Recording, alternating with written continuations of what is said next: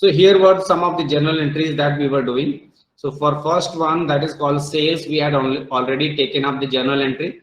The sales journal entry was here. Then we had said that in the sales right now we are not incorporating the COGS, but you should keep it in mind that later on you need to do it. How do we do it? So for that I had given you a formula. The formula is opening inventory plus purchases minus any other changes because of any other reasons. That total gives you goods available for sale. If you subtract closing inventory from that, you should be able to get closing inventory. So this is the formula that we were to use. So incidentally, we needed to use the same formula in the supplies. They say that office supplies have an opening value of $5,000. There were a purchase of $9,900. So we should see, because there are no other changes mentioned in the book in the case. That is why we should see 5,900 as supplies available to be consumed. Once we compare it with the closing balance of 4,200, that is how we deduce that 1,700 must have been consumed. Once we know this, so we can pass the journal entry for the fact that office supplies worth rupees 1,700 have been consumed. So let us do the journal entry for this. So this is the journal entry. This is an expense. Office supplies have been consumed, so the expense needs to be debited. So the debit is going to be office supply expense debit 1,700, and you will need to subtract or reduce the office supplies. So office supplies credit 1,700. Now what is the difference between this heading and this heading? This one is representing an expense and this one is representing an asset. One is representing the accumulation of a balance of office supplies, that what happens to the office supplies as an asset, and this one is representing consumption of office supplies. Okay. So before I move ahead, any questions up till here? Let's move forward. Let's move forward to the next one, number 4. In number 4, it says additional equipment and software. No, there is one more. Rent of 6,000 for August and September were paid in cash. Utility bills and repairs of equipment and salaries paid to some blah blah blah were paid in cash for the $33,000, including Maria Hernandez. Okay, salaries and equipment and other bills have been paid for 33,000 in cash, and apart from that, a rent for August and September have been paid. Okay, let's hear it from the class. What should we do? Let's do for the rent first. So they are saying that rent of 6,000 have been paid for August and September month. What should I do? What should be the journal entry? Go ahead, Vipin. Sir, first we need to reduce the cash amount, and then we need to add in the asset side that the amount is been added just like yesterday. Okay, so I will reduce the cash. So cash should be debited. Cash should be credited. So cash credited 6,000. What should be in debit? Debit, sir, advance rent में plus 6,000. Advance rent debit 6,000. Okay. Anybody else? Any other opinion? It will be 3,000. Yes, the 3,000. Yeah, Rishikesh is saying 3,000. Sunil is saying 3,000. What is happening? What 3,000? It's only for September. Yes, sir. Okay. Like the Basically, utilized. yeah. Basically, this is what these 2-3 transactions of rent are testing whether you understood matching and accounting period or not. You should always keep it in mind the accounting period, otherwise you will miss out on these items. What is the accounting period for this question? Sunil, बताओ accounting period क्या है इस equation में? August to 31st July. 31st July. No, Sorry, 2nd of 31st July August. to August, 31st of August. Okay. Yeah. Now in this 6,000 payment, they have paid rent for this period and they have paid rent for the next period of September. So of this 6,000, 3,000 is anyway an expense. Only 3,000 is an advance. That is why what we will do, that we will not create advance rent for the full amount. Rather, we will say rent, advance rent only 3,000 and rent expense 3,000. Debit 3,000. So she's making this at the end of August now. Yes, they are making it at the end of August end. Now, if you want here itself, you can do the entry for the previous treatment as well, which you had carried forward in the beginning. So you had carried forward in the beginning a prepaid rent of 6,000. What did that contain? This had contained 3,000 of security deposit and 3,000 of rent for period of July. Okay. Now, just before this, even the July amount should have become an expense. You had paid some 3,000 rupees somewhere here. Okay, your accounting period is this particular phase year to year. Okay, now you had paid some money at this point of time for this period. So this 3,000 was earlier appearing as an asset. When you are saying that August money has been consumed, then definitely July should have also been consumed. पहले तो आप जुलाई consume करोगे ना, only then you will move on to consuming the rent of August. So that is why at this juncture you should also pass the journal entry for 3,000. Now suddenly some of the people will start fearing, अरे ये इतना कैसे याद रहेगा यार? इतना तब याद रहेगा when you do the entire exercise in one go. That is point number 1. And point number 2 is that whenever something is missing anywhere that you need to do later on, you can keep putting certain mark to that. That for this I need to do some treatment later on in this period. So put any indication there that this needs to be dealt with somewhere in the journal entries, so that you go back after all the journal entries are done. Maybe you go back and check all the stars, that have I included the impact of all those stars. Okay. So prepaid rent 3,000 needs to be converted to an expense. So I will call that also an expense. So let me convert this into expense. How do we do this? How do we convert a prepaid to an expense? We say rent expense debit 3,000, and we reduce the asset called prepaid or advance rent, whatever was the name. So advance rent or prepaid rent, whatever name you had given earlier on, reduce the same heading by 3,000.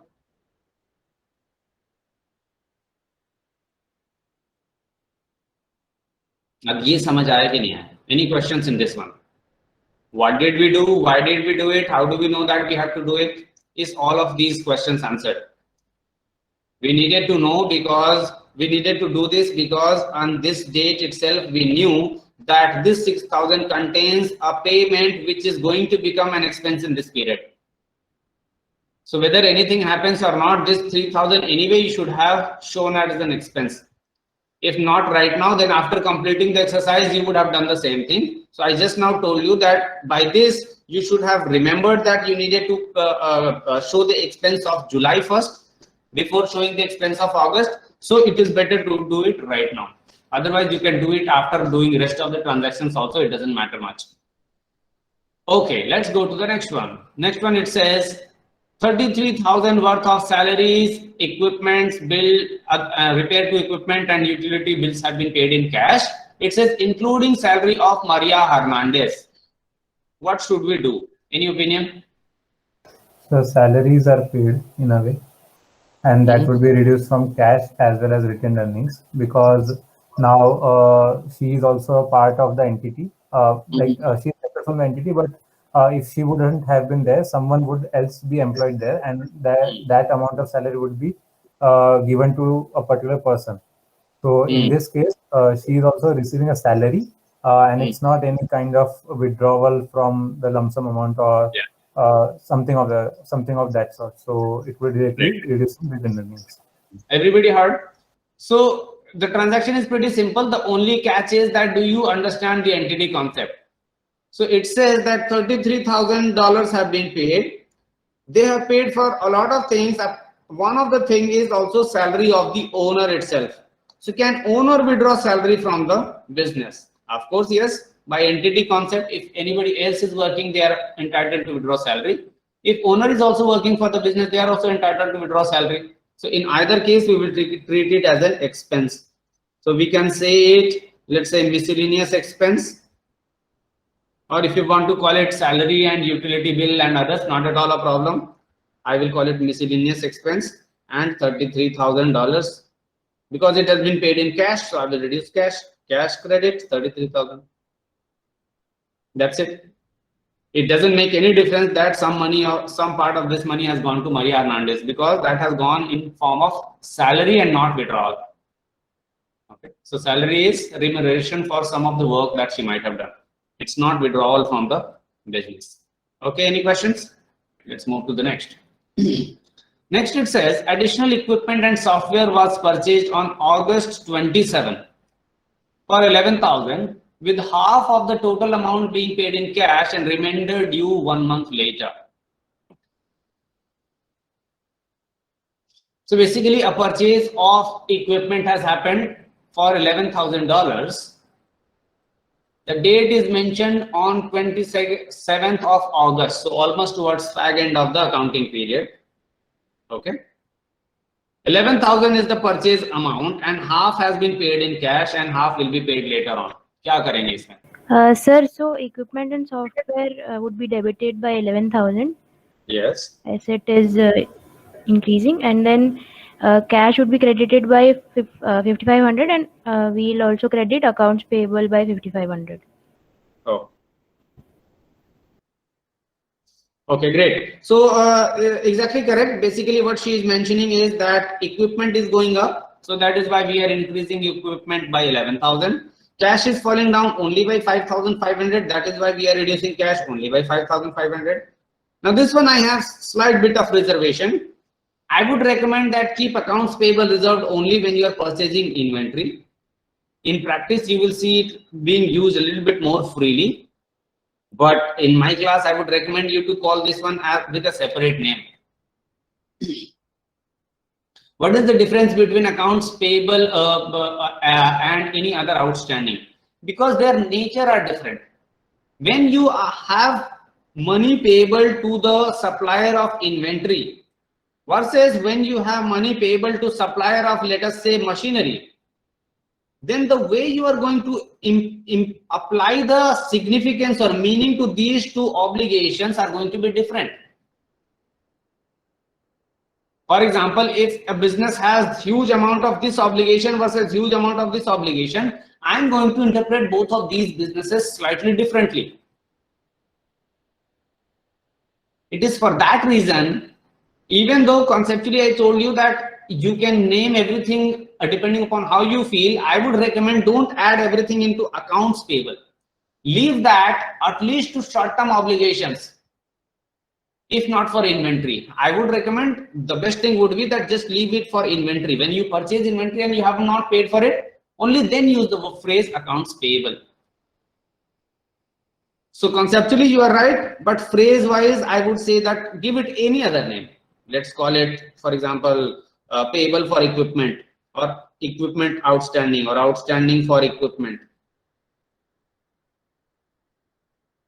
Simply for the fact that the meaning I'm going to derive from when I immediately see the word accounts payable is going to be different versus the meaning I'm going to derive when I see that this actually payment was for the equipment or some machinery or some land that was purchased.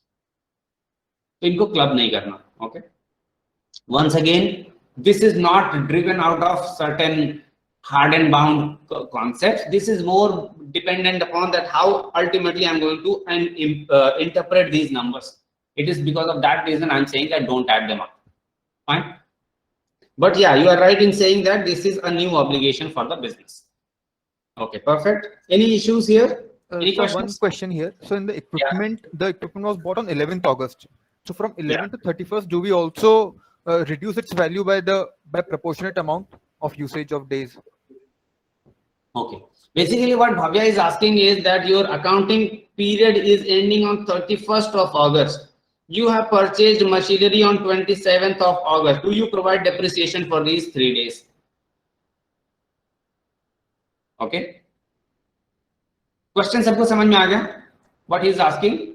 Basically, depreciation should be provided for every proportion of the time that you have used the asset.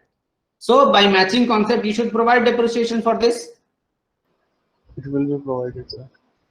Fortunately, we have a concept which is going to save us in these cases. Otherwise, immediately you would have said कि अब क्या 31st में दोपहर को 2 बजे खरीदा तो 2 बजे से 5 बजे तक का भी लगाएंगे. You understand that things can become ridiculous very soon. Oh, subtitles. My bad. So, does it mean to say that if you have purchased the machinery sometime during the day on 31st, do you calculate the depreciation in terms of number of hours also? So this is where the materiality concept is going to save us. That if these numbers are not significant, you are good enough to provide the full depreciation for the next period onward. So for these very small fractions, you would understand that what is very small. It, at least for exam purposes, it will be clear cut day and night. For example, here, if you have a cutoff of 60 days of accounting period, I would say that 3 days is insignificant in that of depreciation. So just ignore that, not at all problem. But conceptually, by matching, yes, you should have considered this. After considering, you would see that no, this amount is going to be so insignificant that I don't need to bother. That is why you implement materiality and say that I will ignore it. Fine.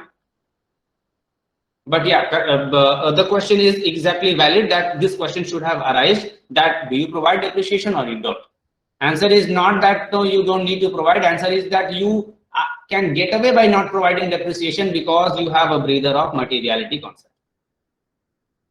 ठीक है, समझ में आ गया सबको question as well as its response? Okay. It is because of that we will ignore the depreciation. If this was like very huge asset, for example, let us say an airline industry and you are making, let's say, a financial statement every month, and these are a fleet of 100 aircrafts that have been purchased. So 100 aircraft for any airline is huge. So even 3 day of depreciation is going to be very meaningful. So then you need to provide it. In real life, how would you do this? That is your judgment, managerial discretion. But yeah, good question. Next one.